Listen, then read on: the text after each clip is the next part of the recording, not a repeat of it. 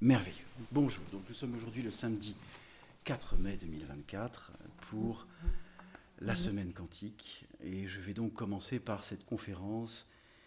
Je suis ravi que nous ayons déjà en préambule conversé sur un certain nombre de choses, mais je pense que là, il y aura peut-être sans doute une meilleure intégration avec ce que je vais exprimer et nous allons ensuite partager ce que vous aurez entendu, compris, assimilé, intégré et conscientisé, ou pas, et peu importe. Ne vous mettez pas une forme de limite. S'il y a quelque chose que vous ne comprenez pas, laissez ça, ne butez pas mentalement dessus. Et c'est essentiel. Donc si vous sentez que vous butez, les mains croisées sur le thymus, et non, je laisse, j'entends, je laisse, et si j'ai une question, je poserai une question. Restez dans la naturalité. Ne remontez pas dans la normalité conjonctive des pensées. Voilà. Tant que le système de la norme de la pensée existe, vous êtes dans le champ matriciel. Et donc vous êtes dans des fluctuations sinusoïdales inconscientes. Tout simplement. Bien. Donc, la conférence s'intitule « La gravité matricielle ». C'est ce qu'on appelle la physique mésoscopique. Ronald Krohn a exprimé un certain nombre de choses, c'était un physicien. Il n'a pas forcément intégré que les créations, parce que dès l'instant où on les définit entre guillemets par plan de fréquence, elles deviennent les créations, alors qu'à l'origine, il y a la création. Les créations des plans de fréquence, exemple, les pays, les races, la génétique, etc. Bref, tout ce qui définit la création jusqu'à son principe ultime dans la matérialisation, c'est-à-dire nous-mêmes. Nous avons tous un champ génétique, base, mais en fonction de l'état de conscience que vous vivez, vous pouvez monter à 12, entre guillemets, gènes totalement actifs, et le 13e qui est informel. Le 13e gène est dématérialisé, il n'est pas matériel. Et lorsque ces 13 gènes sont actifs, donc 12 plus 1, eh bien ça signifie que l'invisible est partie intégrante de l'être que vous êtes. Aucune séparation. Durant cette semaine, je vais demander à tout être qui accueille ici d'intégrer, la remise à niveau des 12 gènes et du 13e,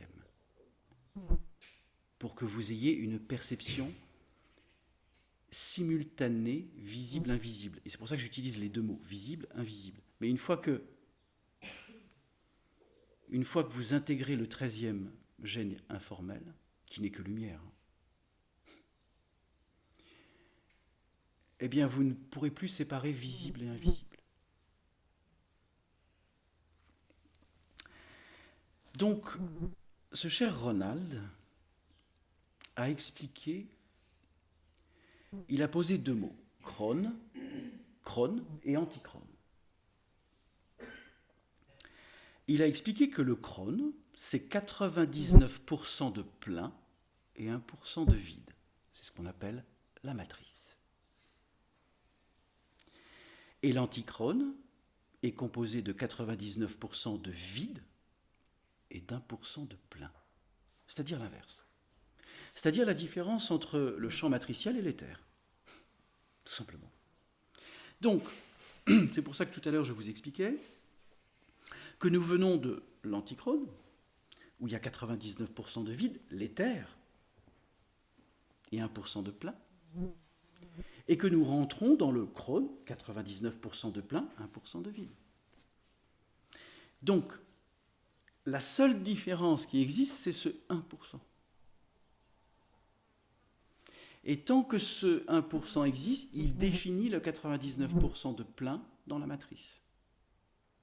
C'est-à-dire la création dans l'ensemble de ces niveaux de plans de fréquences existants dans la création, du plus lumineux au plus dense, car ce n'est que ça, du plus lumineux au plus dense.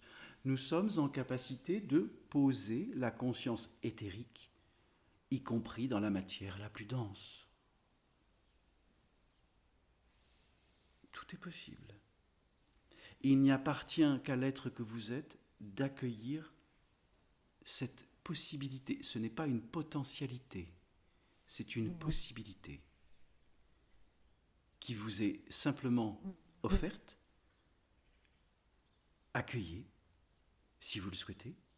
Si vous ne vous sentez pas prêt à accueillir, il n'y a aucun problème. C'est le temps de chacun. Là. Je vous accompagne, je fais les demandes. C'est exactement comme au dernier GCD, là. J'ai créé une sphère dans le vide quantique.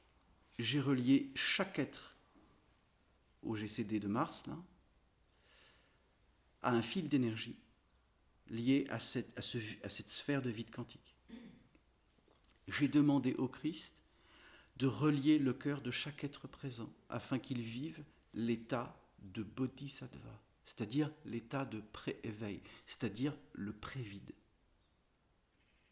Le 99% de vide en étant encore 1% de plein. Sur 15 êtres, il y en a 13 qui ont senti l'état de vide, c'est-à-dire l'état de bodhisattva. J'ai fait cette demande et j'ai réalisé, et je vais la faire dans les jours à venir pour les êtres que vous êtes. On va y aller progressivement. Pour que vous puissiez comprendre et intégrer au niveau cellulaire ce qu'est le vide. N'ayez jamais peur de perdre l'identification ou la croyance que vous existez en propre. Si vous maintenez un rapport d'identification à exister en tant qu'entité propre, vous êtes dans le 99% de plein et 1% de vide. Ça va, c'est clair? Non, pas du tout. Je J'ai le cerveau brouillé. Bien, je répète. Je n'arrive plus à savoir qu'est-ce qui est lumineux, pas lumineux. Alors je réitère avec des mots différents dans un angle différent pour que tu puisses au moins l'entendre, le comprendre et l'assimiler. Bien. L'éther, c'est 99% de vide. Rien n'est matérialisé dans l'éther.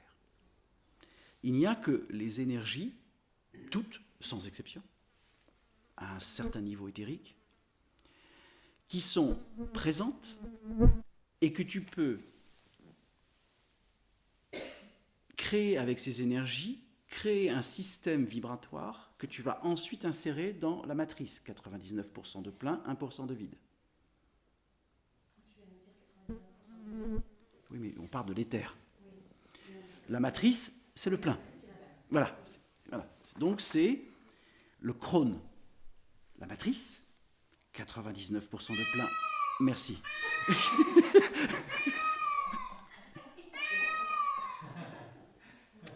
Le crône, c'est donc, merci. 99% de plein, la matrice. Nous vivons dans le système matriciel ici.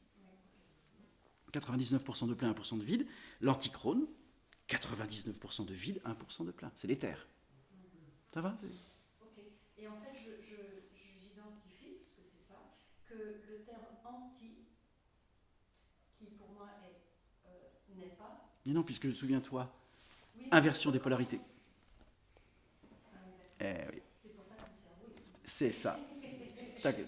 T'as compris? Oui. Puisque... Matière, tu vois, oui, mais non. Oui. Mais j'entends. Il a switché parce que c'est anti, donc c'est contre la... Alors que pour moi, la densité est matière. Et les êtres anti-matière, pour moi, sont denses. Oui. Et le fait que le terme... Oui, mais là... ça soit anti-matière, ça vient me chercher dans mental, oui, c'est juste. C'est juste. J'entends.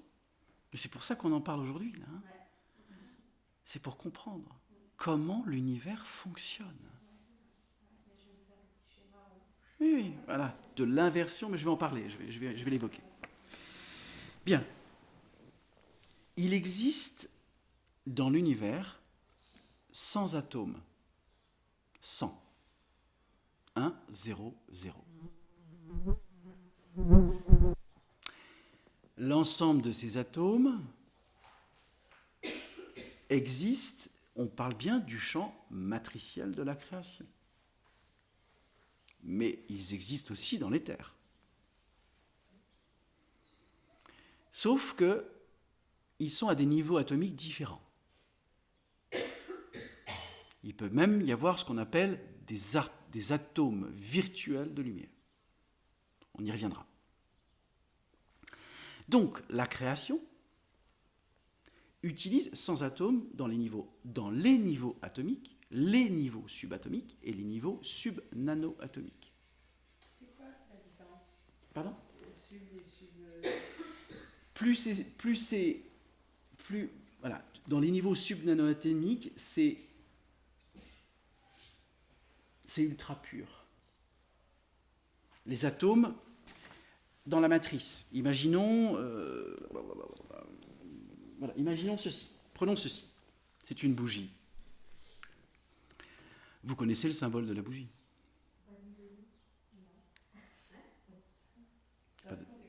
Ah, ben je vous explique. Je vous explique. La bougie. La bougie est le symbole de la transdimensionnalité. C'est pour ça qu'elle existe depuis des millénaires. Parce qu'elle est un rappel. Je vous explique. Elle prend les 5 éléments, elle reprend la pyramide. J'entends, je comprends, j'assimile, j'intègre, je suis conscient. Le corps de la Terre, c'est bien la matière. L'eau qui se découle de la fonte, c'est l'eau, puisque la bougie fond. Donc elle transmute, elle change son propre état atomique. Le feu, oui, c'est à travers la transmutation du feu que l'état solide passe au liquide, c'est-à-dire de l'état du fer à l'état de tendresse, de l'état du masculin au féminin. La création est féminine. Le masculin peut être dur. Bien évidemment, donc on a le feu, l'eau, la terre. Il manque quoi? L'air. Attendez, l'air. Sans lequel la terre, l'eau, le feu ne peuvent exister. Ça va? Et il reste le 5e élément, l'éther. Comment on voit l'éther avec une bougie? Vous voyez l'aura de la flamme. Et donc, vous voyez la mutation dans différents niveaux atomiques des 4 éléments et du 5e, l'éther. Et donc la bougie est la représentation de la transmutation. Et je vais aller plus loin. Car au début, vous allumez une bougie, au début. La flamme commence à vaillissiller, ça commence à fondre, elle n'est pas tout à fait... elle oscille. C'est le début de la vie. Puis, dans la maturité, la flamme va être droite, présente. Puis, la vie s'écoule. Toujours dans le principe des 5 éléments. Les 4 éléments terrestres et l'éther. Puis, à la fin de la vie de la bougie, vous avez de nouveau la flamme qui va osciller. Et puis, à un moment donné, elle va s'éteindre. Elle va flageoler, elle va essayer de continuer à survivre. Mais la fin de ce processus est inéluctable. Et donc, à un moment donné, lorsque la flamme s'éteint, il reste la fumée. Et la fumée qui part au fait que s'éteint, c'est l'âme qui s'éthérise. Car la fumée, il ne reste plus que l'odeur d'une vie qui s'efface très vite. Donc, c'est la transmutation. Ça va? Donc vous ne regarderez plus de la même manière la bougie. C'est bon.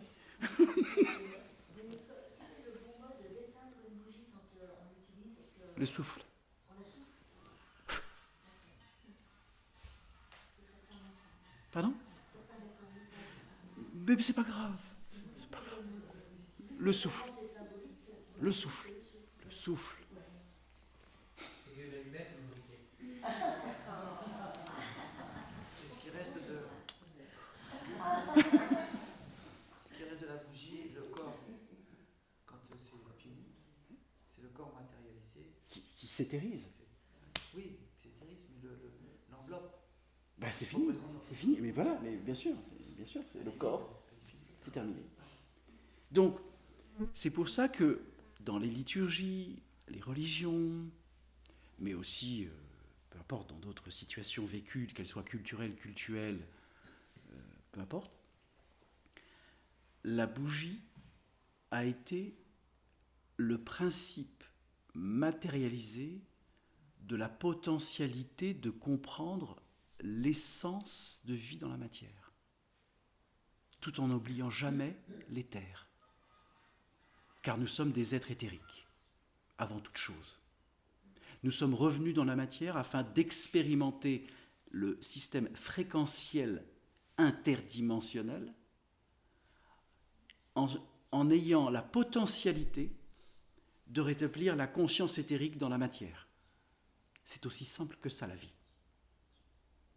Et tant qu'on ne rétablit pas cette conscience éthérique dans la matière, alors on est simplement dans la différenciation vibratoire des plans et des dimensions, qui nous conditionnent de manière totalement inconsciente, par croyance. Oui? Une question par rapport au fait de l'incinération. Oui. J'entends. Alors, je réponds à ceci. Il serait heureux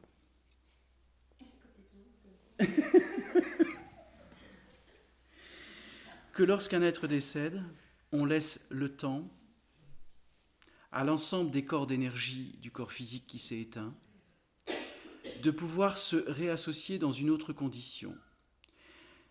C'est-à-dire qu'il a été écrit dans l'histoire qu'il était nécessaire que, à travers 7 corps d'énergie, un corps ne pouvait pas ni être brûlé ni être enterré, et qu'il était nécessaire de laisser 7 jours pour que l'ensemble des flux d'énergie se restitue à un autre niveau. Voilà. Au 7 jours. Et oui, 7. Non, 7. Ouais, non, 7 jours. Voilà. Pardon? Ça, c'est autre chose. Donc la crémation, pas avant 7 jours, finalement. C'est essentiel. Voilà. De laisser un être, le corps, niveau d'énergie par niveau d'énergie, que ça s'évacue du corps naturellement. Il y a des êtres où ça peut partir instantanément, il y a tous les cas. D'accord. Mais dans la majorité, dans le principe général, il est heureux qu'on laisse durant 7 jours les corps d'énergie sortir. Il y a des êtres qui n'ont même pas besoin de 2 heures pour sortir hors corps, transmuter tous les corps d'énergie et laisser l'enveloppe à dessein pour la Terre. Ça existe. Il y a des chaque cas est unique. Je suis super contente de repartir, qu'ils reprennent toute leur belle vie, on se casse. je vous partagerai des cas. Je vous partagerai des cas. Hein. Je vous expliquerai des choses sur. Je vous partagerai des cas. Bien, je me permets de reprendre. Oui. Quelle est la distinction, Luc, que tu fais entre potentialité et possibilité? Parce que tout à l'heure, tu as dit que c'est une possibilité et pas une potentialité. Bien, Et puis alors. là, concernant la conscience de l'éther, tu disais que c'était un potentiel. Bien. Parce que toi-même, tu as dit que c'était différent. Oui, c'est différent, bien sûr. Donc, c'est pour ça que je pose la question. Mais tu n'as pas besoin de justifier de poser la question. Bien. La potentialité est une ligne d'énergie qui peut être à la fois ou temporelle ou éthérique, c'est-à-dire matricielle ou éthérique. Ce n'est pas les mêmes niveaux. Ça veut dire que tu émets une potentialité qui ne peut pas être une affirmation.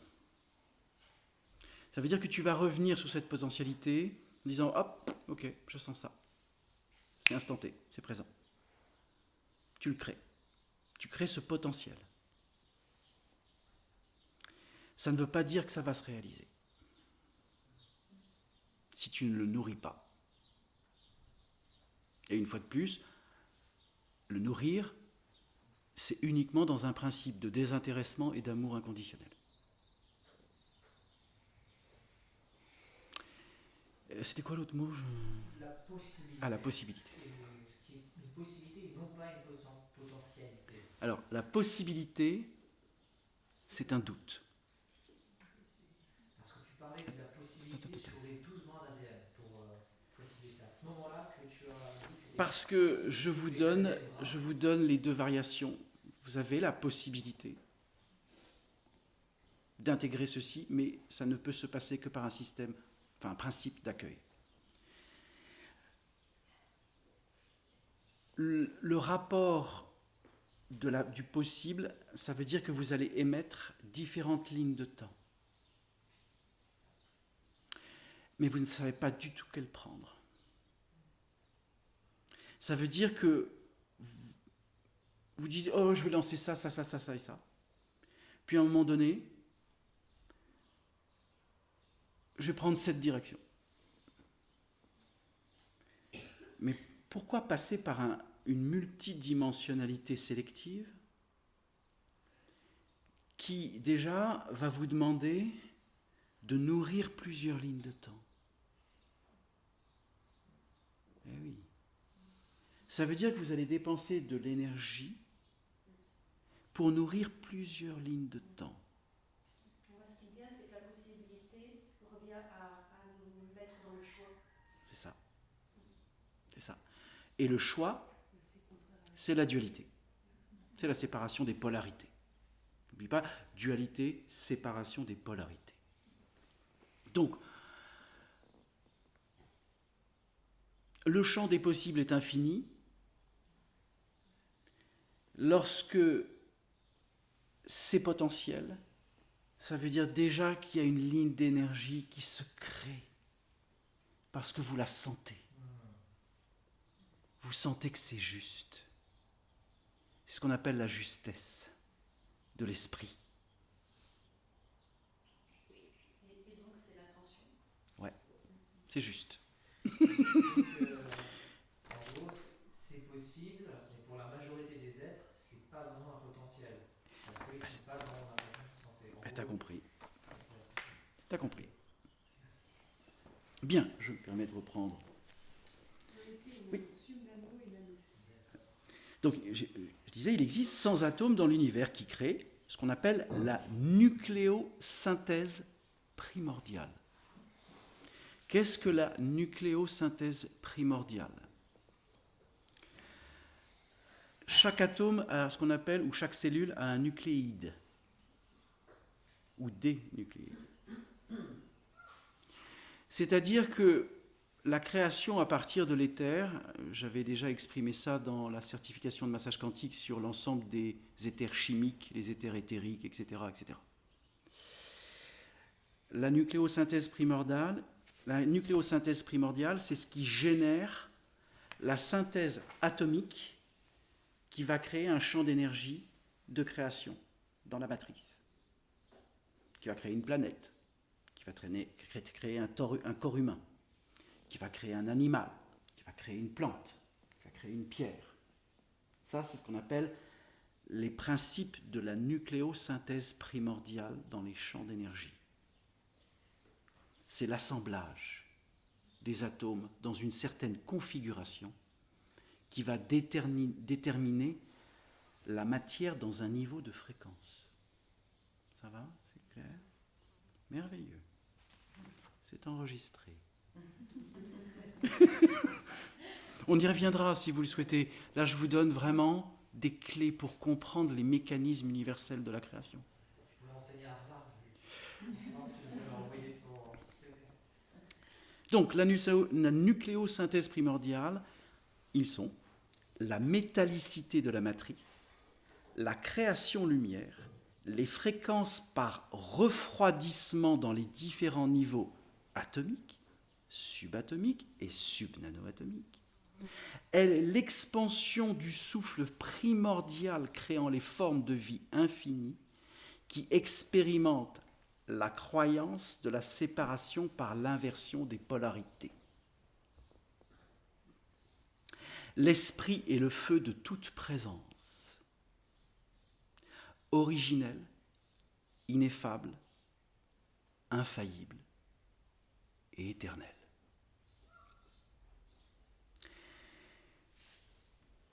Je vais vous lire un texte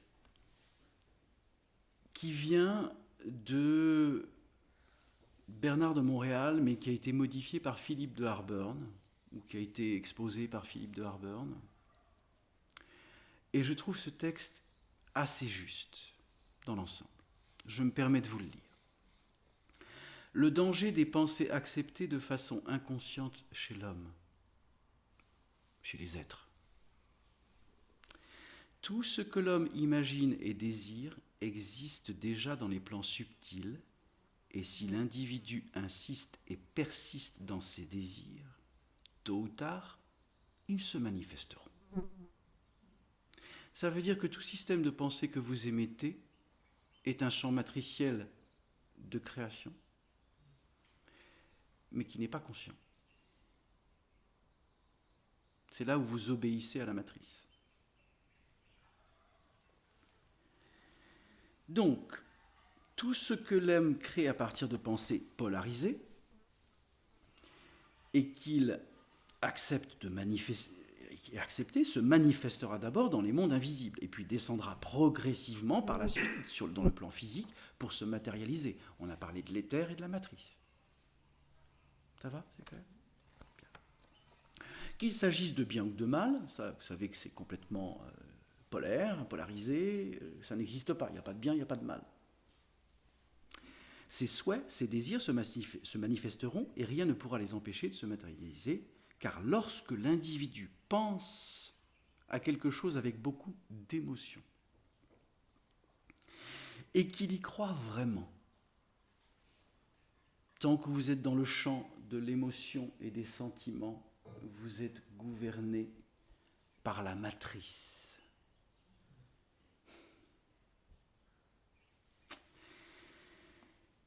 Que cela soit bon ou mauvais, bien, mal, bon, mauvais, tout ça c'est la polarisation, c'est la dualité. Et qui acceptent encore de s'identifier à n'importe quelle pensée subjective, si elles n'ont pas une vibration d'intelligence réelle, il faut savoir que rien ne peut être fait sans l'accord de l'être que vous êtes. Alors si l'individu reçoit des pensées qui ne font pas son affaire, entre guillemets, il ne doit pas les accepter ou encore s'identifier à elles au risque de les voir se matérialiser et puis de l'impacter vibratoirement. Ou non seulement la forme polarisée que prendra cette manifestation dans le plan matériel, en réalité, il y a une quantité d'entités astrales qui sont toujours là, prêtes pour habiter l'énergie de l'homme. Seulement l'individu inconscient ne peut pas les sentir. Parce que vous pensez que ça fait partie de votre propre système de pensée. Parce que les flux peuvent être totalement si subtils par nos frères et sœurs que j'aime infiniment de l'antimatière, qui peuvent vous induire inconsciemment sans même que vous pensiez que ce n'est pas vous qui pensez ça. Pour vous dire, comme ils sont subtils. Et même quand on est conscient de ça, ça marche, il peut marcher. Oui, pourquoi ? Parce que le flux qui t'envoie te sort de ton état de discernement. Parce qu'à Atacama, Attends, pas tous en même temps, s'il vous plaît, pas tous en même temps. j'ai été conscient pendant tout le truc, t'es en retard, nanana, etc. Ils n'arrêtaient pas, ils m'ont bombardé pendant tout Atacama. Et donc j'en étais conscient. Et après, le dernier jour, je ne me suis pas rendu compte. Enfin si, mais parce que c'est moi je fais ça. Moi, c'était un cas spécial quand même. Parce qu'il y avait une abduction qui était À l'image ce que j'ai fait. de ce que tu as créé depuis l'origine de la création de l'être que tu es. C'est-à-dire que j'ai eu tous les signes, donc j'ai fait ok, c'est bon, j'ai compris. Et puis après, dans mon esprit, c'était encore un niveau au-dessus. Ça a créé une confusion. Ça a créé une confusion sur le discernement. Ça s'est effacé. Et tu t'es mis dans une obéissance inconsciente. C'est pour ça que je vous en parle aujourd'hui. Et à un moment donné, j'ai lâché. Ça va, c'est... C'est du vécu avant le voyage ici. Donc, Mais comment Bien. tu sens que tu es dans le côté Alors, je vais vous expliquer. J'entends ce que tu exprimes.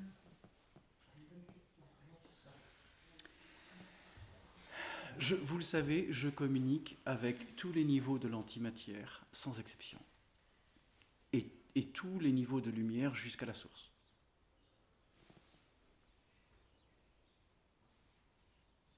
Ce n'est pas un équilibre. C'est une harmonie. Donc, lorsque nos frères et sœurs de l'antimatière envoient un flux d'énergie, et que ça me... parce qu'ils sont fortiches, et que je sens, je dis, mais je ne pense pas ça. Je ne le pense pas. Cela ne m'appartient pas. C'est une influence. Lorsqu'un être de lumière vient, il n'y a aucune influence, il y a juste une présence. C'est la différence entre l'influence et la présence. Ça va, c'est clair ? Alors, je vais aller plus loin.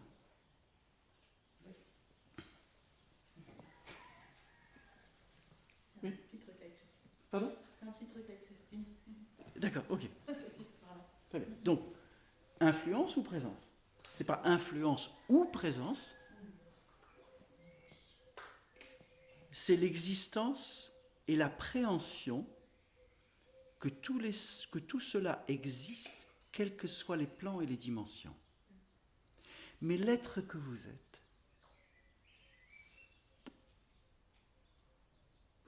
est invariable, atemporel. Et il est possible de ne vivre aucune forme d'influence, aussi fractale soit-elle. Mais si vous... Parce qu'ils peuvent sentir que vous êtes un peu fatigué, un peu là, un peu... Alors là, ils s'amusent, c'est banquet. C'est banquet. Bien. Pour aller plus loin dans l'expression de William,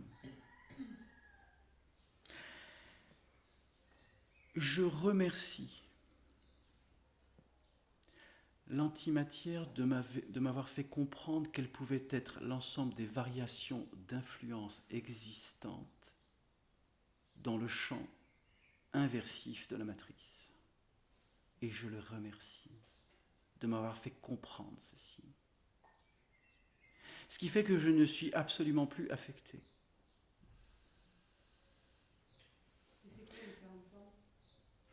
J'explique. Mais c'est pour vous faire comprendre. Je sais que c'est... On aura l'occasion de revenir dessus si vous le souhaitez, hein, pour vous faire comprendre non seulement les niveaux d'influence inconscient, l'aspect subtil. Mais maintenant, ce que j'aimerais que vous puissiez comprendre,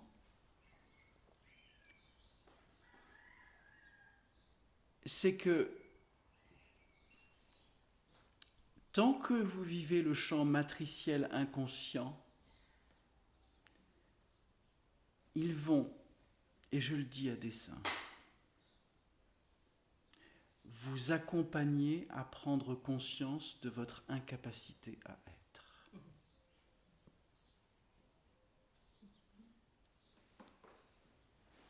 Et c'est tout.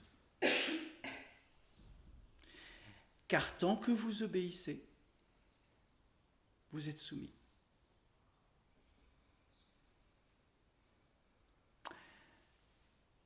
Ils ne sont pas là pour nous nier, ils sont là pour nous révéler. Tant que l'on pense que l'antimatière nous nie, nous sommes dans le champ matriciel des polarités inversives. Parce que ça veut dire que nous rentrons en réaction. Ça veut dire que non, attends, tu ne dois pas me dire ça. Non, tu sors de mon champ, tu n'es pas de la lumière, tu n'es pas machin. Et là, ils se disent, t'inquiète, on va continuer un temps jusqu'à ce que tu comprennes.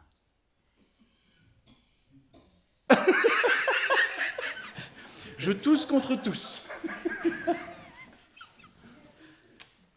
Donc, je me permets de réitérer. Tant que vous pensez que l'antimatière n'est pas intégrante de l'universalité de la création, vous vous séparez. Attends, juste une seconde, s'il te plaît. Ils ne sont là que pour vous faire comprendre que vous ne vous autorisez pas à exister en tant qu'être d'amour et de présence dans la matière.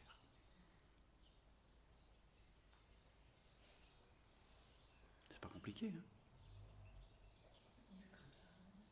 Ben oui, c'est pour vous libérer de ce conditionnement mental en vous disant « Ah non, là je te sens, là, tu me touches pas, hein ?»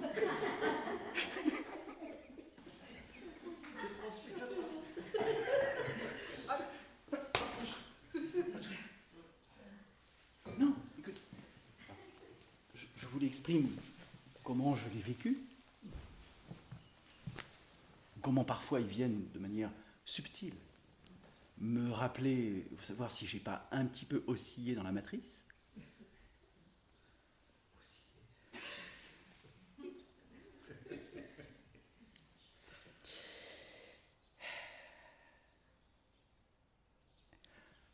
Lorsque Asphodèle, qui ne s'est jamais incarné sur Terre, ne connaît que la lumière sombre, le pouvoir, la manipulation. Il est au top. Attends. Il a soudoyé. Il est né dans l'antimatière, il ne s'est jamais incarné. Je lui dis, est-ce que tu ne souhaites pas un jour t'incarner? Il a raison. Comment ça, il a raison? Comment ça, est-ce que c'est une question de raison? Je ne sais pas si c'est une question de raison, mais bon, pragmatiquement, moi je dirais. Pragmatiquement. Bah ouais, je reste dans l'antimatière. On peut laisser partir après, mais. Pardon? Non, mais je. Non, alors je vais répondre à ta question. Je dis, c'est très simple. S'il advenait que je rencontre un être féminin conscient et présent, et que si je suis dans la capacité d'accompagner l'antéchrist dans la matière en étant être de lumière, alors j'accueillerai l'antéchrist en tant qu'enfant. Qu'est-ce que ça signifie? Qu'est-ce que ça signifie? Ça signifie que je suis simplement dans un amour inconditionnel, y compris à l'être le plus fractal de l'univers. Et je ne peux pas juger l'antéchrist. Il est en train de me dire « je t'aime ». Non, mais ça, j'entends ce que tu dis. Oui, mais c'est pareil pour Asphodèle, c'est pareil. Moi, je comprends. Asphodèle, je trouve qu'il a pas tort non plus de s'incarner, quoi. Enfin, globalement, je trouve qu'il est plutôt Ah, c'est net. C'est net. Il est droit dans ses bottes, il est dans le pouvoir, la manipulation et la négociation. Il est droit dans ses bottes. Il est droit dans ses bottes. Il est ce qu'il est. Il est. Donc on ne juge pas. Ah non, non, je trouve qu'il. Il remplit son rôle en fait parfaitement. Mais tout à fait. Donc, ah oui, là oui. Ah oui, là oui. Bah, justement, ils accompagnent. C'est son acteur. Oui, mais ils essaient de te faire jouer un rôle. Alors, je reprends là où j'étais. Lorsqu'Asphodèle, alors que je le vois quand je suis allongé le soir, je lui dis « Salut mon frère ». Et je dis « mon frère », à dessein. Qu'est-ce que tu souhaites? Quelle est la raison de ta venue avec la source, les archanges, parce que je vois tout le monde, hein. Je les vois tous. Qu'est-ce qui fait que tu as encore le souhait d'observer l'être que je suis dans la présence et l'amour que je te porte? Quel est ton besoin? Je ne suis pas en train de le nier. Hein. Je suis en train de lui demander qu'est-ce que tu souhaites en étant présent? Souhaites-tu que je t'accompagne à... Je lui ai dit, hein. Je lui ai dit à Soleil, souhaites-tu que je te réaccompagne à la source? Il m'a dit non. Je dis, je t'aime, il n'y a pas de souci. Tu vis ce que tu peux, tu vis ce que tu es. Je t'ai posé une invitation, si tu n'as pas envie de la vivre, tu ne la vis pas. Et je ne demande pas à la source de t'imposer ta remontée. Partage, échange. Est-ce qu'ils ont peur de remonter? Pour un être qui n'a jamais connu l'expérience autre que celle de l'antimatière à des niveaux magistraux, ils ne comprennent même pas ce que ça signifie. Mais Vincent, dans le cas d'être que je suis, est-ce qu'ils n'ont pas peur de justement vivre ce que je vis, par exemple? Mais je leur ai déjà exprimé, j'ai déjà exprimé ceci, en expliquant aux êtres de l'antimatière que je leur souhaitais de s'incarner, mais je leur dis, et quand bien même je serais un être de lumière alors que vous êtes dans l'incarnation, jamais je ne me permettrai de vous invectiver quant à ce que vous réalisez dans la matière. Jamais. Jamais je ne me mettrai en combat contre vous. Jamais je ne me mettrai en lutte. Je vous accepte dans la naturalité des êtres que vous êtes. Je ne vous conditionne pas à aucune définition ou volonté de l'être que je suis. Je n'en ai plus aucune. Je n'ai plus aucune volonté. Je ne peux pas les définir. Je ne le peux pas. Ça ne fait plus partie de l'être que je suis. Donc, tant qu'on les définit, ils sont actifs. Parce qu'on les définit. Mais alors pourquoi il est venu te voir à ce modèle quand tu l'as vu? Parce que, comme il est en train de me dire, j'ai besoin d'un pote. Un pote humain. Oui, mais ce qu'il voit de l'être que je suis n'est pas humain. Non, puis il nous scanne aussi. Un Il y a terroir de des résonance. résonances. Un pote incarné. Parce que Oui, mais lui, il s'en fout du corps physique. Il s'en fout complètement. Il voit juste le champ vibratoire. pourquoi il dit j'ai besoin d'un pote avec? Qu'est-ce qu'il exprime? C'est genre, je m'emmerde. Je m'emmerde. Je m'emmerde. Il a un pote dans l'antimatière. Mais oui, mais alors, on revient. J'ai connu Asphodèle dans l'antimatière. J'ai connu tous les êtres de l'antimatière, y compris il y avait de l'incréation. J'ai connu Hadès, Antéphéles, j'ai connu toutes les reines de l'antimatière. Je connais tout le monde, comme je connais tout le monde dans la lumière. Je connais tous les plans. Je connais tous les êtres de tous les plans. C'est tout. N'oubliez pas une pièce de monnaie à deux faces. L'antimatière, le chrone, antichrone. Mais vous êtes la tranche de la pièce. Vous êtes la tranche de la pièce. Et tant que vous dites, il y a pile ou face, antimatière ou lumière, pile ou face, vous laissez ça au destin? Non. Ça dépend des fois. Je choisis ce que je veux. Voilà. Donc, pile ou face, vous laissez ça au destin? J'espère. J'espère que c'est face, hein, j'avais dit face.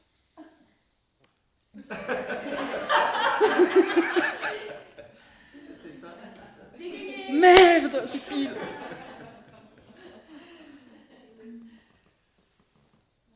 Luc, moi je voudrais juste savoir comment il a fait pour pas se réincarner. Parce que en fait j'ai entendu un de tes podcasts justement qui parlait du fait qu'à un moment donné, on peut refuser une fois, deux fois, trois fois l'incarnation, et à un moment donné on vous met deux coups Oui, mais- aux fesses et on descend. Oui, sauf que là, c'est un être non né. Il est né, pour utiliser un mot humain, dans l'antimatière. Il n'est que pure lumière inversive. Mais il vient bien de la source. Non. Bah alors, c'est Alors, la attends. source et l'anti-source. Non. Non mais, Il est la nature inversive de la source. donc il y a l'anti-source. Oui, on va dire ça comme ça. Il est la nature inversive de la source. Il n'a pas joué le jeu d'aller s'incarner. Mais, non mais c'est ça, mais en fait on t'impose. Mais il est en train de me dire, j'ai peur. Oui, j'ai peur. Il le C'est dit. C'est un prince des sept portes. Mais ça on s'en fout, Il je suis n'a pas- pour il n'a être pas- il n'a pas obéi tsar ou je au sais pas quoi. système de mais- l'incarnation dans les terres, enfin dans les plans de la création. Mais moi je pensais qu'il y avait une source et que de toutes Alors, les expériences corps je- hors corps, de toutes les dimensions différentes, de toutes les C'est juste. vies, Alors, je vais vous je pensais expliquer. qu'après à un moment donné on se créait finalement une identité, on va dire, spirituelle. Alors, je vais faire une conférence. Alors, j'entends et je le note. Je vais vous faire même si c'est déjà aujourd'hui l'approche de ceci, je vais vous faire une conférence spécifique sur les niveaux vibratoires dimension par dimension. Et donc l'implication matricielle que cela implique. Et donc le conditionnement psychique, psychologique de ce qu'est la représentation d'une fréquence. Pour que vous puissiez comprendre que des êtres, je l'avais déjà partagé, il existe dans d'autres dimensions des planètes où des âmes, des esprits, âme, corps, corps, âme, esprit, ont une densité beaucoup plus sourde que la nôtre sur Terre. Quand je dis plus sourde, c'est plus dense. C'est lourd. C'est pas les corps qu'on a, hein. Je peux vous dire, il y a la gravité, là, je parle de la gravité matricielle, là on est dans des niveaux de gravité matricielle où c'est extrêmement dense. C'est extrêmement lourd. Ces êtres sont dans des principes où ils sont dans la base: défense, attaque, survie, guerre, sexualité, inconscient. C'est très lourd. Nous sommes dans un substrat universel de création où nous avons cette potentialité de cette transmutation de la matrice à l'esprit. Ces êtres-là n'en ont pas la capacité. C'est pareil pour les plans de l'inversion de la lumière. Mais j'expliquerai davantage encore, c'est pour que tu comprennes comment ça fonctionne, quoi. Bon, j'essaye déjà aujourd'hui de vous donner les bases de comment ça fonctionne. Si vous souhaitez qu'on aille plus loin, on ira plus loin. Oui, Olivier. Grande question métaphysique. Le Yahvé de la lumière, c'est l'émanation, la conscience de la source, Tout à fait. Pourquoi le Yahvé, le Yahvé de la création, dans quelle mesure est-il aussi l'émanation de la source, parce que c'est un être primordial? Est-ce que ça signifie, si je peux poser encore une question que je me suis posée, je me dis, est-ce que ça signifie que la source, ensuite, elle est créée par l'amour? Vous êtes en train de poser exactement la même question sous des formes différentes. Attends. Créée pour que le Yahvé de l'antimatière quelconque. Non, tu es déjà dans la définition, là. Tu es déjà dans la définition de ça, c'est ça, et ça, c'est ça. Ça ne marche pas comme ça. Ça ne marche pas comme ça. Je vais faire une conférence spécifique là-dessus. Parce que là, vous êtes en dissociation. L'origine. Vous êtes les deux faces de la pièce, là. Ah bah lui, non, mais lui, je lui. Non, mais lui. Ah non, c'est l'inverse, parce que je dis pourquoi le Yahvé de la création, Non. c'est l'émanation de la source, et donc je fais pas de... Oui, mais tu es déjà en train de dissocier, là. Ouais, bah je comprends pas, mais Je vais faire une conférence particulière là-dessus. Voilà, pour que vous compreniez que tant que vous créez un système de polarisation vibratoire, ça c'est comme ça et ça c'est comme ça, vous avez les deux cerveaux là qui sont séparés. C'est comme si vous avez un cerveau qui pense d'un côté « Ah, lumière », l'autre cerveau qui pense « Ah, matière ». C'est pareil. Oui. Et pourtant, quand on réalise des investigations dans les massages quantiques, on appelle bien les êtres de lumière et les êtres de l'antimatière. Mais parce que on essaie... Pourquoi je fais ces demandes? Parce que je dis, c'est très simple, je demande à toute la création, sans exception, de la lumière jusqu'au tréfonds du premier niveau de l'antimatière. Je demande la responsabilité, la présence de tous les conciles matriciels, pour comprendre quel a été le chemin d'un être à travers l'ensemble de l'inversion ou de la présence, afin de comprendre quelle est la nature encore des indisponibilités qui sont les parties inconscientes de l'être, qui le conditionnent encore dans la croyance d'un système matriciel qui le gouverne, afin qu'il ne puisse pas récupérer la lumière originelle. J'utilise les deux cerveaux en même temps, pas séparés. Quand je demande aux êtres de lumière de recoudre les deux cerveaux par une suture de lumière, ce que je vais demander pour les êtres que vous êtes, sous peu. Pourquoi je demande cette suture de lumière? Pour que vous arrêtiez de regarder la pièce d'un côté pile, de la retourner, de voir la face, et de ne pas prendre conscience qu'elles ne sont reliées que par la tranche, c'est-à-dire la fontanelle. La fontanelle est la tranche. Rétablissez la connexion de la fontanelle. Donc, suture, on coule les deux cerveaux, gauche, droite, nuit, jour, froid, chaud. Hein? Bien, mal, mauvais, bien. Et on fait l'essuie-glace permanent et il ne pleut pas. C'est pas grave.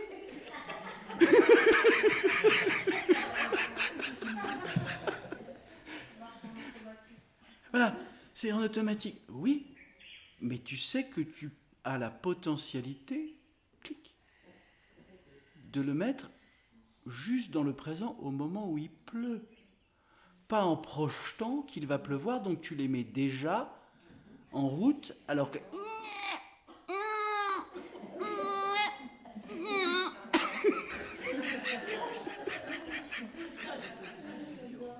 Ça, c'est le cri de la souffrance dans la matrice.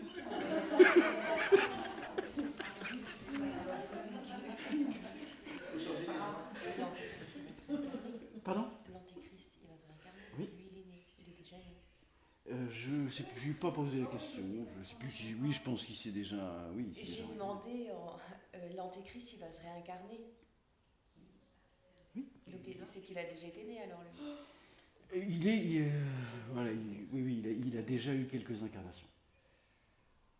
Il y est, je crois, en ce moment. Il y est à ce moment où il va pas. L'année prochaine. Il est quoi? T'as dit quoi? Il est là. il est- Nous y reviendrons. Nous y reviendrons. Par contre, Oui, peut-être. s'il vous plaît, ça va s'il vous plaît. dans le la vision de l'être fusionné en fait. L'être fusionné aboutit à fusionner l'antimatière et la matière, le masculin et le féminin. Mais c'est pareil, Voilà. c'est pareil, Hein, c'est la c'est fusion. pareil. Et donc l'être abouti est comme ça. Le champ zéro, ce n'est même pas un aboutissement, c'est le rétablissement du champ zéro, ce n'est pas un aboutissement. Un aboutissement signifie qu'il y a un début et une fin. Oui, C'est déjà une séparation.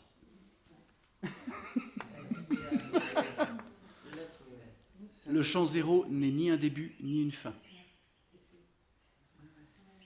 Oui, c'est la syntonisation.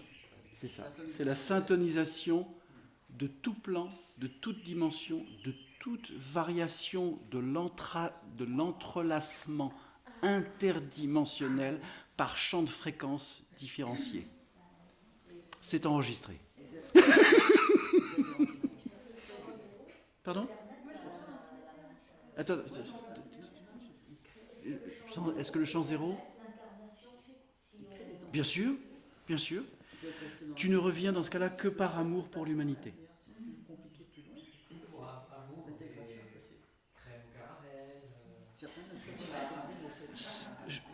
Je suis ravi que les densités de la nourriture puissent être transmutées par la lumière, tout en ayant le goût, l'aspect, la saveur éternelle de la création, quelles que soient ses variations. Pardon ? Par exemple. Voilà. Bien, je me permets de...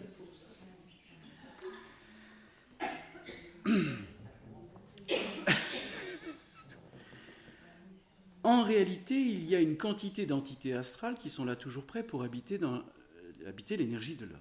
Seulement l'individu inconscient ne peut pas les sentir ni les voir, car elles sont très subtiles, c'est ce que je vous expliquais. Elles utilisent certaines pensées appartenant aux mémoires mortes, ou encore au monde polarisé et dualiste, des entités astrales qu'elles insufflent subjectivement dans le mental de l'individu pour la tenter d'entrer en action dépourvue d'intelligence réelle, en plus pour lui faire accepter généralement n'importe quoi, afin de recevoir n'importe quoi. C'est-à-dire que tant que vous obéissez mentalement au champ matriciel, eux sont là pour vous rappeler que vous vivez encore dans la matrice et que vous acceptez. C'est là où je reprends le terme d'accepter. C'est là où vous acceptez de continuer à fonctionner dans le jeu matriciel.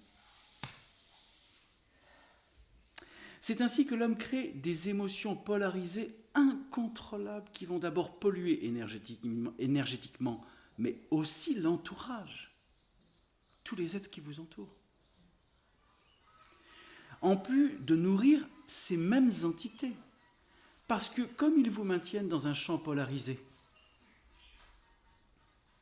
ce que vous émettez n'est que la nature de ce qu'ils émettent. Donc ils se nourrissent de vous, tout simplement. Alors, l'homme, alors là, c'est... Quand je le lis dans le jus, voilà, même s'il y a des formules qui, aujourd'hui, l'homme doit impérativement être présent dans son centre mental. Bon, je vais me permettre de le relire. Philippe, tu me... Voilà. C'est ainsi que l'homme crée les émotions polarisées incontrôlables qui vont d'abord le polluer énergétiquement, mais aussi l'entourage, en plus de nourrir ces mêmes entités. L'homme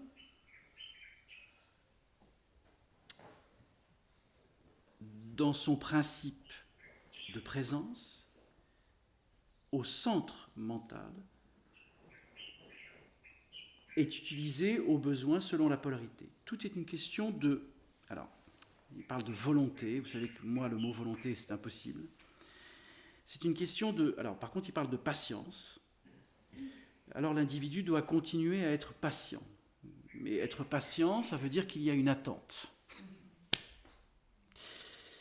La véritable patience, c'est de ne plus définir la vie, mais d'observer que la fleur qui pousse, elle ne va pas s'ouvrir à 12h53 minutes 14 secondes. C'est pas la résilience? Pardon ? C'est ça. Ça veut dire que vous laissez la fleur s'épanouir à la justesse de l'évolution vibratoire atomique de sa circonstance vécue. Il ne vous appartient pas de lui dire « mais tu as besoin d'eau? Est-ce que tu as besoin de soleil? Parce que moi j'ai envie que tu t'ouvres. »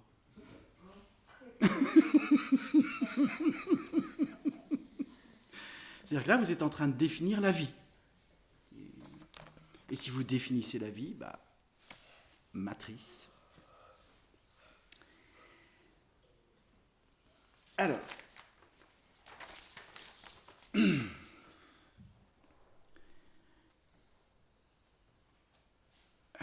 bon, je vais passer la fin du texte parce que c'est un peu trop... Je vais me permettre là de vous lire un texte qui a été écrit par Emma Caetano. Je ne sais pas si certains d'entre vous la connaissent sur Facebook. Vous aurez l'opportunité, si vous le souhaitez. Emma Caetano. Elle a écrit un petit texte et j'ai trouvé juste ce qu'elle a écrit. Être vide, témoin ou équanime, ne veut pas dire incolore ou sans saveur. C'est ce qu'on a exprimé pour la substance du palais, les saveurs, etc. Donc être vide, témoin ou équanime ne veut pas dire incolore ou sans saveur. Cela signifie équanimité, c'est-à-dire distance et non-identification avec les objets. Sauf que la non-identification, n'est plus une distance. C'est la matrice qui crée la distance entre celui qui regarde et l'objet regardé. Alors que si vous êtes observateur conscient, il n'y a plus de séparation entre l'objet et l'être que vous êtes, tout simplement. Comme le soleil qui éclaire tout sans jugement ni discrimination, il n'est jamais modifié. Cela permet de libérer tout un potentiel insoupçonné, une énergie infinie. C'est la vraie liberté, car tout devient dès lors possible. Vous êtes témoin. Je dirais, le témoin est passif. L'observateur conscient est absolu. Quelqu'un qui va témoigner, c'est un fait qui est déjà réalisé. C'est donc un espace-temps qui est déjà distordu. C'est une distorsion. Si on est témoin, c'est une passivité. C'est-à-dire toujours conscient de l'illusion, du caractère éphémère de toute relation sujet-objet. Mais vous ne tombez pas dans le panneau du jeu du désir-répulsion, qui mène à la peur et à la souffrance. Vous vivez au contraire intensément, car totalement attentif dans l'instant présent et appliqué dans tout événement qui est tout accepté et accueilli, je me permets, vous faites ce qui doit être fait en fonction de toute circonstance sans jugement. Alors tout devient en quelque sorte votre film, elle dit votre film, votre création, et non plus un ballotage aléatoire inconscient. Vous savez que c'est un film, vous savourez le film, vous savez que ce sont des acteurs et des décors comme dans un rêve éveillé, mais vous en êtes le réalisateur. Et le mot réalisateur, c'est l'être conscient. C'est-à-dire que vous devenez l'intention créatrice. À tes souhaits. J'ai dit ça au moment où j'ai dit l'intention créatrice. Vous savourez alors chaque instant présent comme il l'est, mais toujours en joie, car vous êtes le maître. Bon, vous savez ce que je pense des maîtres, en harmonie entre l'extérieur et l'intérieur. Bien sûr, il n'y en a plus. C'est donc quand vous vous êtes vidé de l'illusion et de l'esclavage et ne désirez rien ni ne rejetez rien. Vous êtes alors directement coaché par le grand réalisateur qui vous parraine depuis que vous avez eu ses coordonnées dans le silence du cœur intérieur où tout film commence et finit. Donc vous voyez qu'il y a quand même encore, avec l'intention d'émettre une réalité et non pas une vérité, il y a encore, à travers des mots ou à travers des formes phrases, quelques dissonances. Et c'est pour ça que je vous lis ces textes pour que vous compreniez que le discernement, quand vous lisez quelque chose, quand vous écrivez, ou peu importe ce que vous faites, vous pouvez avoir une écriture, un verbe, où il n'y a aucune incohérence vibratoire. Aucune. Il suffit simplement pour ça de laisser l'esprit à travers vous écrire, parler, échanger, diffuser, partager. Je lis les textes, je vois tous, je vois les... Il y a parfois des phrases qui sont impeccables. C'est impeccable. Puis là, hop, petite descente vibratoire. Hop, une petite descente vibratoire. Mais on observe, on ne rejette pas, on sait. Mais c'est juste pour comprendre que même à des êtres qui vivent des états de conscience réels et authentiques, il peut y avoir encore des petites variations inconscientes matricielles. Bien. Donc, je referai un enregistrement spécifique sur l'explication de toute la descente de l'énergie sous ses formes différentes, beaucoup plus abouties, peut-être demain ou après-demain, le temps que vous commenciez à intégrer là déjà ce qui a été exprimé. Parce qu'il y a, voilà, on va laisser un peu le temps d'intégration aussi. Je sens qu'il y a besoin d'assimiler. Quelle heure est-il?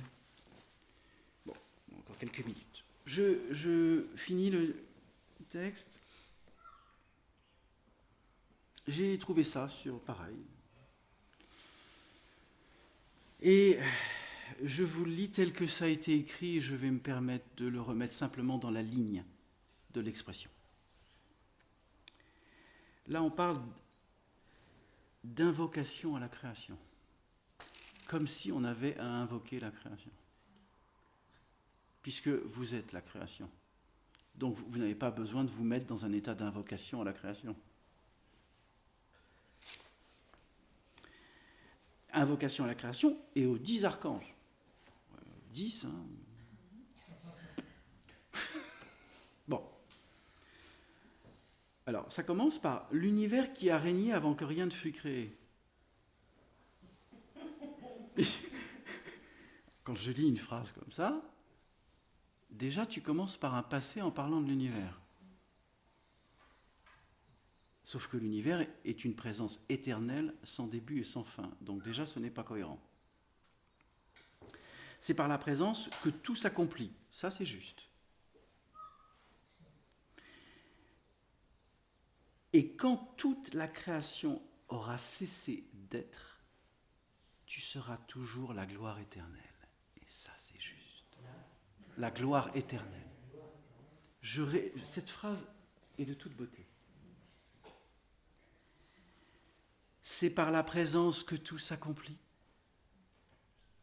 Et quand toute la création aura cessé d'être, c'est-à-dire lorsque la 84e expansion va s'éteindre à l'atome source, 10 puissance moins 128 ou moins 132, je ne sais plus, eh bien, tu seras toujours gloire éternelle, car tu ne peux pas être éteint.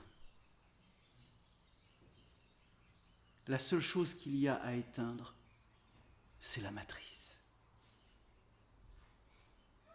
Car l'esprit est hors matrice, hors définition. Il est le tout. Et en chacun de nous existe l'atome source de la création. Donc il y a juste à réanimer l'atome source de la création. Oui, mais c'est pour ça que je vous en parle aujourd'hui, pour que toute cette semaine, nous œuvrions ensemble à vous accompagner, à être et à rétablir tout ce que je suis en train de vous exprimer ce matin. Pour qu'à la fin de cette semaine, en fonction de l'accueil et de l'amour que vous vous portez, car tout est lié, vous puissiez marcher intérieurement sur le chemin de la présence indéfinie. L'esprit, c'est le véhicule qui porte les mémoires. Ce n'est pas un véhicule. Non, ça c'est non.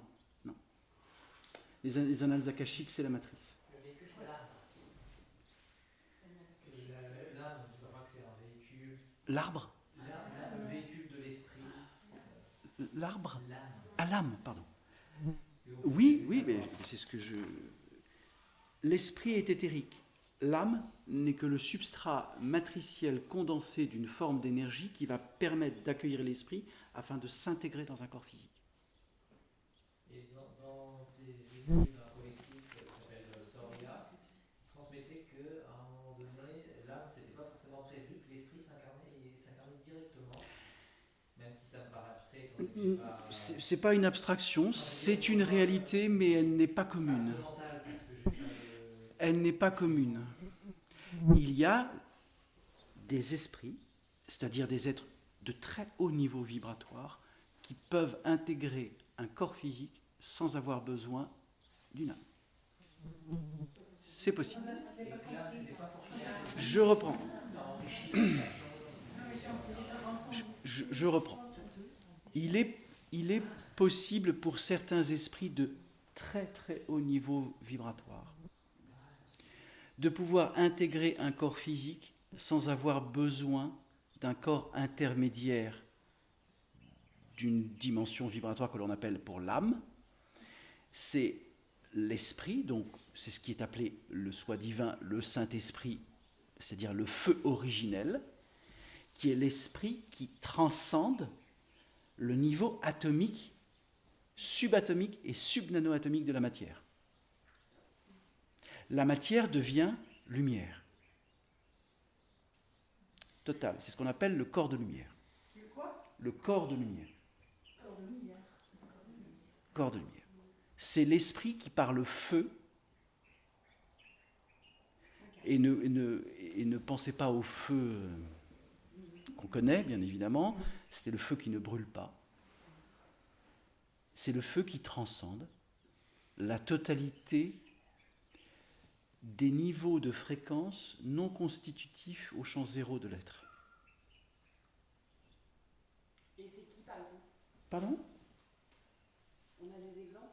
Le Christ, Bouddha, Mahomet, Lao Tse, Confucius, je pourrais vous en citer Saint Thomas d'Aquin, etc., etc. Pardon? Non, c'est un archange. C'est un archange de haut niveau. Il n'a pas intégré le feu de l'esprit. Pour aujourd'hui. Pardon? Oui, Sainte Thérèse, Marie-Madeleine, etc. C'est tous des martyrs. Qu'est-ce que ça signifie, les martyrs? Attendez. Ah, on a pas fait de... Mais bien sûr, mais c'est essentiel, essentiel. Alors, qu'est-ce qu'un... S'il vous plaît. Qu'est-ce qu'un martyr? Un martyr, c'est un être qui a été condamné par des êtres inconscients. Il devient martyr pour les êtres qui croient qu'ils sont donc des êtres conscients et qu'ils ont été abductés par et jugés par des êtres inconscients. Ça, c'est ce qu'on appelle un martyr. Le mot martyr n'existe que par le jugement et la condamnation qui va avec. Ça va, c'est... Oui. Voilà. Donc, le Christ n'a pas été martyr ni de Rome, ni des prêtres israéliens. Le Christ n'avait même pas la moindre définition d'avoir été jugé ou condamné.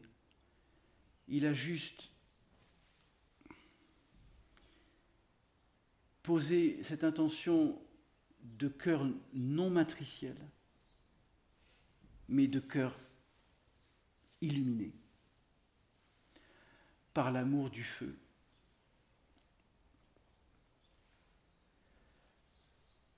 Et il n'a pas pu juger, y compris le soldat romain qui a pris la lance pour lui percer la côte pour que le sang se vide des poumons.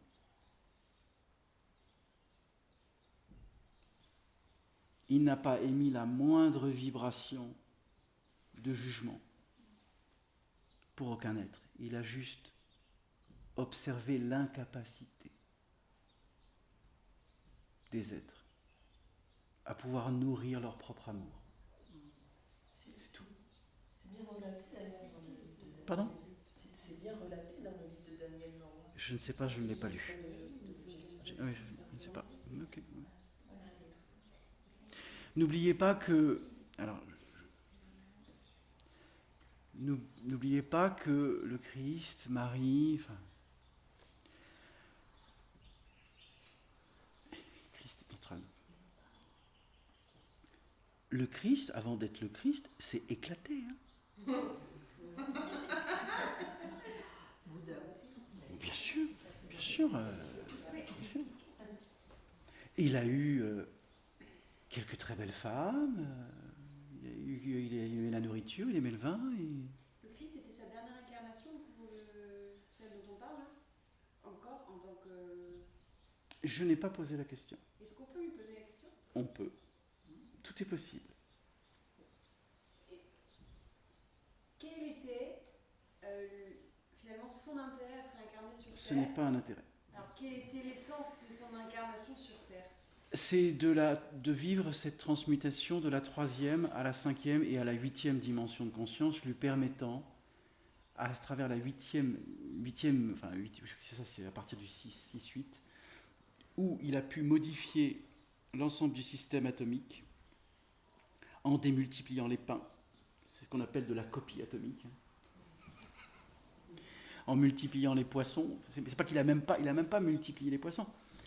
Il a dit au pêcheur, lance le filet. Il a parlé aux poissons. Voilà.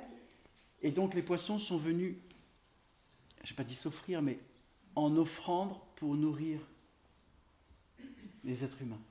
Et ils sont venus par l'amour que diffusait le Christ dans l'eau. Ce qu'on appelle le soin de l'eau, le baptême. Et donc, les poissons sont venus dans le filet. Et tout le monde a pris ça pour un miracle. Pourquoi les êtres ont pris ça pour un miracle? C'est parce qu'ils ne sont pas conscients qu'on peut modifier toute la structure atomique dans la matière. Du niveau atomique au sub-nano-atomique. Donc, la conscience christique, c'est un état, ce n'est pas un être. C'est un état. Marie-Madeleine, c'est pareil. Elle a eu des amants, elle a eu des trucs. Pas croire qu'ils ne se sont pas éclatés. Mais le Christ est incarné dans son... Alors, des êtres ayant intégré la conscience christique, ce ne sont pas le Christ qui s'est incarné. C'est la conscience christique qui s'est introduite à travers des êtres, qui soient féminins, masculins, enfants, adolescents, et qui ont intégré la conscience christique dans l'incarnation. Le Christ n'est pas un être, c'est un état. C'est un principe cosmique. C'est un principe cosmique.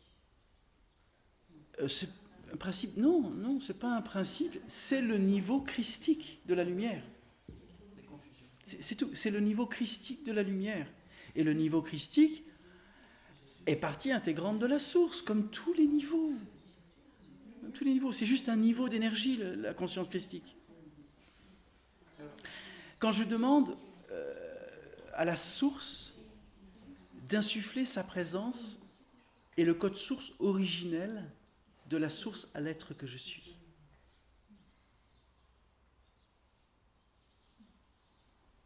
C'est même pas la conscience christique, là. C'est le code source originel de la source. C'est la transcendance de tout plan. Il n'y a plus de champ matriciel actif. Il n'y a que l'origine source de la création. Ce n'est même pas le niveau christique. C'est au-delà du niveau christique. Ça va, c'est clair? Un jour, tu m'as écrit un message où tu demandais à Sananda. Ouais, Sananda, 12e niveau éthérique, Christ cosmique. Niveau de l'état vibratoire du Christ cosmique, 12e niveau de l'éther. Je parle à tous les plans et à toutes les dimensions. Je vous ferai un partage sur ce sujet. Bien, je le mets dans l'enregistrement pour que vous fassiez aussi acte de responsabilité dans l'accompagnement et les demandes que vous faites. Que ce soit à Métatron, à Raziel, Tzadkiel, Kamaël, Raphaël, Aniel, Michael, Gabriel, Sandalphon, et vous pouvez rallonger la liste autant que vous le souhaitez. Uriel, Michael, machin, etc. Faites des recherches, si vous le souhaitez, sur l'ensemble des êtres, dans les plans de lumière ou les plans de l'antimatière, peu importe, afin que vous compreniez ce qui existe encore, ce qui est en train de se transmuter, parce que la création est en mouvement perpétuel, et que les êtres que l'on a nommés sous ces noms, moi j'ai observé en l'espace de 2 ans, le changement de vibration de Raphaël, de l'archange Raphaël. Aujourd'hui, Raphaël, il est blanc, il est lumineux, il a changé de niveau. Sans incarnation. Mais est-ce qu'il a évolué au niveau de lumière? Donc tu n'es pas obligé de redescendre sur Terre pour te réélever au niveau de... Non, absolument pas. Mais Raphaël est incarné. Il a fait plusieurs incarnations. Oui. Mais La dernière, c'est sa dernière. n'oubliez pas, j'ai déjà transmis ça dans un des podcasts, sur ce qui est la démultiplication holographique simultanée. Vous vous souvenez de la démultiplication holographique simultanée? Je vous donne un exemple. Marie a été vue au Caire dans les années 60, au-dessus de la mosquée. Et tous les Égyptiens étaient en accueil à la vision de Marie, qui restait plusieurs jours. Il y a cette présence de lumière, et même les musulmans se sont mis à genoux. Je crois que c'est en 654, 60, je ne sais plus exactement la date. Vous pouvez retrouver cette information, cette apparition au Caire, au-dessus d'une mosquée, de Marie pendant plusieurs jours, et où les Égyptiens ont loué en tant que musulmans. Pardon? C'est pas grave. Donc, qu'est-ce que la conscience holographique simultanée? Donc, je vous parle de ce moment précis dans l'histoire où Marie est apparue, mais elle aurait pu apparaître en même temps, avec la même vibration, la même émanation d'amour, à Sao Paulo, à Singapour, à Genève, à Paris, à Londres, à Stockholm ou au pôle Nord, pour les Esquimaux. En même temps, démultiplication holographique de la présence.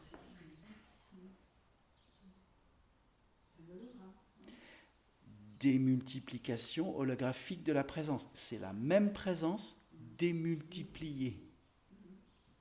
Sauf qu'elle est toujours 0. Car la multiplication n'est qu'une addition. Je sais bien, je sais. C'est une particularité. Je vous la partage. De toute manière, on va partager pendant une semaine. Des fois, vous allez faire c'est pas grave. C'est fait pour. Vous faites 1 plus 2 égale 4, etc. Donc vous êtes bien dans le système mathématique d'additionner les choses. Sauf que dans la réalité, elles ne s'additionnent pas. Elles sont. Elles sont. Mais vous passez par le mental pour créer un système référensaire d'addition qui va vous donner un autre système de référence, c'est-à-dire un autre système matriciel. Et vous dites, automatiquement, oui, mais si on rentre dans la table des multiplications, ça fait ça, c'est ça. Oui, mais en fin de compte, tu es en train d'essayer de poser un système décimal, qui est simplement un conditionnement matriciel, à simplement des chiffres que tu crois qui se multiplient. Non, ils ne font que s'additionner. Et ça, c'est pour vous faire comprendre que tant que vous fonctionnez avec des systèmes décimales matriciels, vous n'avez pas la capacité d'observer simplement la réalité du champ zéro, mais que vous êtes dans des conditionnements par chiffres, par pensée, par fréquence, par niveau. Le système décimal n'obéit qu'au champ de la matrice. Dans le champ zéro absolu, est-ce que vous pensez que dans le champ zéro, il y a une addition ou une multiplication? Ben non. Puisque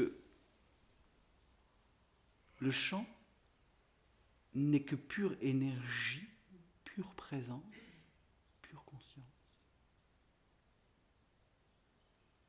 Il n'y a rien. Il n'y a aucune multiplication, il n'y a aucune addition, il n'y a aucune division. Ça, c'est pour vous faire sortir là, du mécanisme inconscient, de ce que représente le système décimal de séparation. Vous voyez, on va même jusque dans les mathématiques pour vous faire comprendre comment le système séparatif s'opère par la décimale. Ça va? C'est clair? C'est un code. Pardon? C'est avec un code. C'est des codes. Oui, c'est des codes. Oui, mais qui te conditionnent. Ah non, mais je sais qu'il y a un fait. On est quand même obligé d'en parler si on passe à la 6e dimension, 8e. Oui, parce que ce sont encore des dimensions. Oui, évidemment. Mais tu vois, c'est un peu nécessaire. Oui, mais ne vous y affairez pas comme étant Oui, d'accord. Oui. un système réel, Voilà, oui, d'accord. C'est juste mais partiel. pour ce système. Oui, mais ne vous bloquez pas dans ces situations. Voilà, c'est ça que j'essaie de partager avec vous. Parce que tant que... Voilà, je dis qu'à partir du 8e niveau de conscience, vous pouvez commencer à modifier, à muter les systèmes atomiques, y compris le mur, y compris le coussin, y compris la bougie. Enfin, vous pouvez tout modifier. Le 8e niveau, c'est la personne a déjà passé le champ zéro, quoi. Allez, 8 fois le champ zéro. Non, la 8e dimension de conscience, ça vibre. Je peux demander au Christ. C'est quoi la vibration du 8e champ en unité bovis pour vous donner ce que 102 milliards d'unités bovis. 102 milliards d'unités bovis. C'est-à-dire, quand vous pensez qu'un être dans sa capacité d'existence de vivre dans la matière ici et maintenant, d'une énergie moyenne, c'est 20 000 unités bovis, 30 000. À 100 000, vous avez déjà commencé à avoir une perception de la nature de l'invisible, ce qu'est la nature à peu près de l'intuition, vous commencez à peu près à vivre ça. À 250 000 unités, vous êtes dans une énergie qui est déjà hyper vitale. Vous avez un corps physique qui est vital. À 500 000, 1 million, là vous commencez à dire « je n'habite pas seul dans l'univers ». Non, mais je vous la fais courte pour que... À 100 millions d'unités, vous avez un état de conscience quasi permanent. Je suis monté à un peu plus d'1 milliard d'unités, plusieurs fois. Là, vous voyez le Christ comme si il était présent, et tout ce qui va avec. Dans un corps physique. Pas dans un corps physique, mais tu le vois Non, mais comme s'il était dans un corps toi, physique. tu le vois dans ton corps physique. Ou Non, t'es je obligé- le vois. Non, mais j'ai pas Pardon. compris la question. Tu es physiquement, tu es présent ou tu es déjà en méditation? Non, je suis pas en méditation, je suis conscient. Je suis conscient et j'ai le corps à 1 milliard d'unités qui faisait ça. Hein. Voilà, donc t'es physique, donc t'es encore dans la Ah, je suis simplement en présence. Et je vois la présence totale du Christ, dans sa lumière. Ça veut dire que j'accueille son état de lumière à travers l'être que je suis. C'est-à-dire que je fusionne à plus d'1 milliard d'unités. Donc, 102 milliards d'unités. Mais pas dans un corps physique, c'est impossible ça, non? Parce qu'à un moment donné, tu transmettais que le Christ, il vibrait à 1,6 milliard et qu'au-delà, la corporalité, c'était compliqué. Oui, mais il est arrivé à monter en 8e dimension en conscience christique. Il a réussi. C'est pas qu'il a réussi. Il a plus de 100 milliards d'unités d'hélice. Mais oui, parce qu'il sentait la lumière. Mais du coup, Il est en train de. c'est différent de ce que tu as transmis avant. Pardon ? À un moment donné, il t'avait donné l'information, on ne sait pas qui, mais que le corps à physicalité, ça ne pouvait pas aller, c'était compliqué après, au-delà de 1,6 milliard. Non, non, 1,6 milliard. Je suis passé au-delà du milliard, 1,6 milliard. J'accueille même 1,6 milliard d'unités bovis aujourd'hui dans le corps physique. C'est pas un problème. Donc, mais est-ce que quand est-ce que j'avais transmis ça ? 1,6 milliard ? C'est sûr. C'est possible, hein, Il y a une transmutation de la matière. Alors, ça fait qu'on peut accueillir de plus en plus ça. Quand est-ce que j'aurais exprimé ceci ? Le corps physique de maintenant, quand Tu te souviens ou pas ? Bah, c'était avant, je pense que c'est max 2000.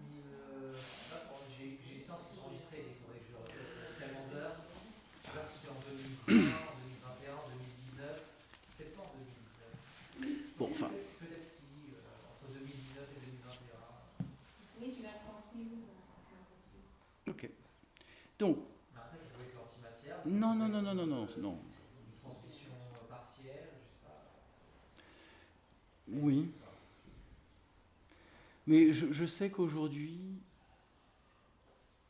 voilà, à travers ce que je vis, y compris dans le corps physique, parce que j'ai intégré des niveaux subatomiques, subnanoatomiques, le corps physique de l'être que je suis est en capacité d'accueillir, je suis sûr que je peux même monter à plusieurs milliards. Mais en étant simplement en reliance absolue avec la source, je peux vivre un état virtuel de conscience à la 8e, parce que je me suis déplacé dans les champs holographiques de 12e dimension de conscience, déjà. J'ai déjà vécu. Mais en conscience holographique. Pas en ayant vécu dans un corps physique. Mais en tant que conscience holographique, je me suis déplacé en 10e, 12e dimension, etc. Et j'ai vu des choses dans les 12e dimensions qui correspondent au plan de vibration de la 12e dimension de la lumière. Voilà. Bien, les amours, nous allons aller déjeuner paisiblement. Je vous remercie infiniment pour le partage et cette matinée. Merci infiniment.